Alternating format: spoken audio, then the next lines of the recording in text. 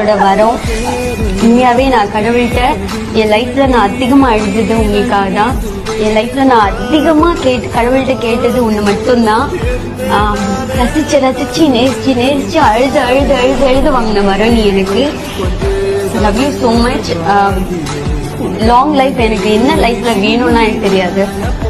யார் இருப்பாங்க யார் போவாங்க என்ன சுத்தி அதெல்லாம் எனக்கு தெரியவும் தெரியாது. என்னோட கடைசி மூச்சு வரைக்கும் நீ கூட நீ மட்டும் இருந்தா எனக்கு அதுவே போதும்.